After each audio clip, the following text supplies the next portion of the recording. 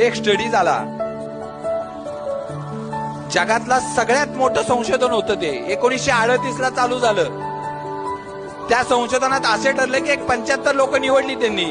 अमेरिकेतल्या हार्वर्ड युनिव्हर्सिटीत तो प्रयोग सुरू होता. काही शास्त्रज्ञांनी एकत्र येऊन प्रयोग करायचं ठरवलं आणि तो प्रयोग असा होता की माणसाचं सुख कशात आहे, कोण माणूस सुखी असतो. ज्या माणसाकडे पैसा आहे तो सुखी, ज्याच्याकडे प्रॉपर्टी आहे तो सुखी, ज्याच्याकडे बंगला आहे तो सुखी, ज्याच्याकडे पोझिशन आहे तो सुखी, ज्याच्याकडे राजकारण आहे तो सुखी, कोण सुखी, असं 75 लोकांच्यावर प्रयोग करायचं ठरलं. 1938 ला हा प्रयोग सुरू झाला. कमीत कमी 80 वर्ष चालला. म्हणजे त्या 75 जणांच्या लहानपणापासून ते म्हातारपणापर्यंत त्या शास्त्रज्ञांनी त्यांचं सगळं टेस्ट केलं. म्हणजे त्यांचं मेडिकल टेस्ट करत होते, त्यांच्या सगळ्या गोष्टी करत होते, त्यांना वेळोवेळी ट्रॅक करत होते. आणि ज्यावेळी हा प्रयोग संपला त्यावेळी त्यातल्या 75 जणांपैकी काही जण यशस्वी झाली होती, काही जण अपयशी झाली होती.